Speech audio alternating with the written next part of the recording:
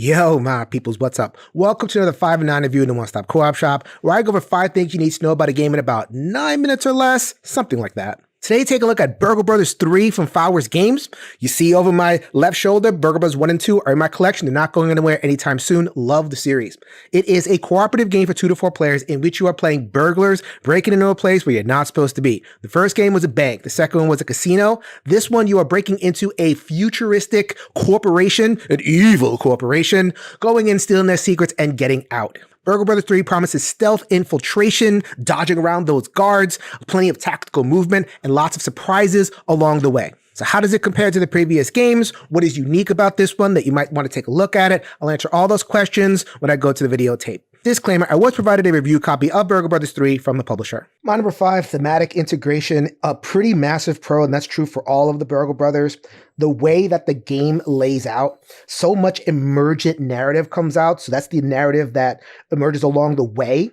So just this ending sequence from the playthrough that I did, you could see so much of story elements that you can play with. So here is my acrobat. Oh, they're going through a crowd of people. Excuse me. Pardon me. Oh no, the secretary sees me. Woo, woo. Alarm over here. Camera. I got to roll a bunch in order to figure out if I trip up the camera. Woo, woo. I do that. Oh, the motion sensor. There's nothing going over here. But wait a minute. I moved. Woo, woo. So many little moments getting out to the air duct. This guy is running along, following me because they're following the destination dice. And that's just like the ending sequence. Throughout Discovery, different surprises can hit you. You have the event deck, which doubles as the program cards. Different things will happen there. It's exciting, it's thematic, it makes sense, super well done. That dovetails with my number 4, which is the overall rules, complexity, and overhead of the game, which is going to be a mix for me. For a thematic game like this, I want to be able to disappear into the game, would not think about a lot of the rules, have rules, but they're intuitive and they flow, things feel right.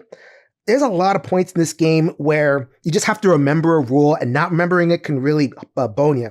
I'm thinking in particular of the little guys over here. So when I pick a tile out of the bag, if it has a little worker, I put the worker piece down, but I miss that because I'm in the flow of the game, reacting to what the actual tile says. And then, I got to remember this extra thing.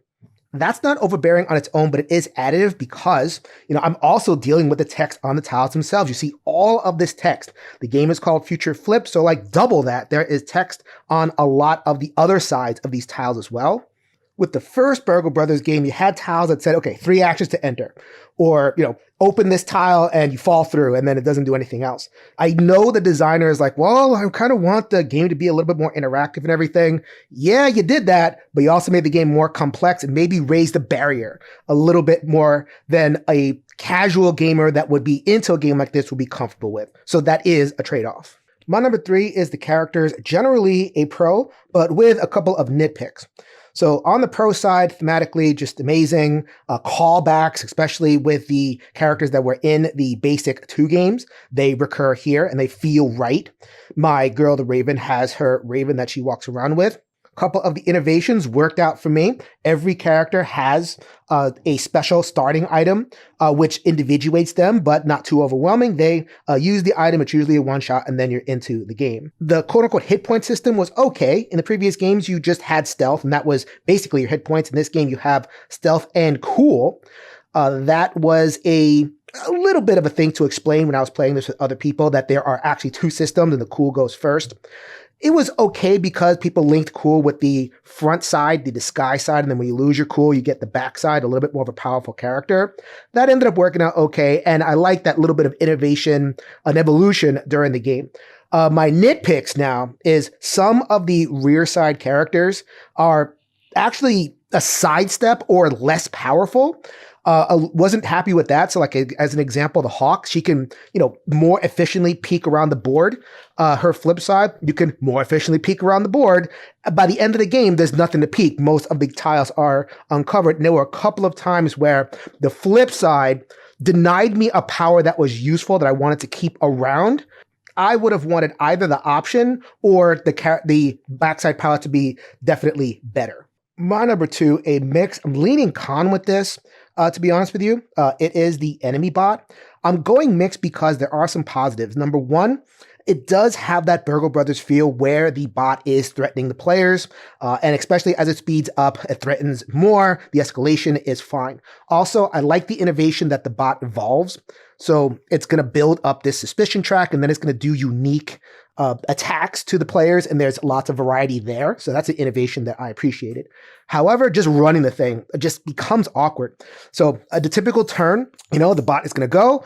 It has 6 move a little bit later in the game. So it's going to be like 1, 2, flip a card. Oh, the destination moved over here. 3, 4, flip a card. The destination is going to move over here. 5, 6. If the cards are adjacent, that's even more card flips. And then you have a second phase where you have to flip another card and execute whatever is down here, usually add suspicion or manipulate the workers. Again, as with my second point where it doesn't really emerge from the game, you have to kind of remember it along the way. There were times where I would execute the bot's movement, but then I would forget to do that second flip. And if you get to do that, then the workers don't give you what they need to give you, and the game kind of gums up. So adds to that overall issue of flow that I talked about in a previous point. My number one, it is the reason that I'm going to keep on playing Burgle Brothers. It is the overall tactical movement of the game. So many different iterations. The tiles, for all of the issues I have with how complicated they are, do present different challenges across every single game. A tile can come out and be useless if it's in the corner, but just switch the position of the tiles and it might be the thing that makes your game frustrating. You have to deal with it. You have to use and coordinate across both floors because in this particular game, you have to defeat both of the guardians of both floors. So it's like, okay, going up and down, following the flow of the workers. The workers are where you get the information you need to crack the safe or beat the AI, and then coordinating that escape. It really tickles that part of my brain that gets excited about having a place to go. I'm at A, I have to get to B, and I have to figure out the most efficient way to get there. This game gives me that feeling the entire time, just like the previous games. All 3 games do that very, very well. Final thoughts time. Burgle Brothers 3 delivers that tactical punch in that thematic experience with the stealth and the dodging of the guard, et cetera, et cetera. It stands within the previous 2 games. I'm very glad that I played it. It is making a trade-off. That first game of Burgle Brothers is the simplest. If I'm going to introduce this game to a newer gamer or casual folks, then I'm probably going to start with that first one and then try to ease them in to the second and third. I think the best experience for this game is if one player, at least one player, can run the bot. It is my most difficult part of the game is how much that bot adds and how much you have to remember. So if one person is on it and they can run the game kind of in a Sentinels of the Multiverse type of way, that's also a game that does that. Oh, I have that one too. Then the other players can dive into the characters and have a little bit more of that frictionless time where they are part of the game. This is Jace with the One Stop Co-op Shop, reminding you that we'll see you at the next stop.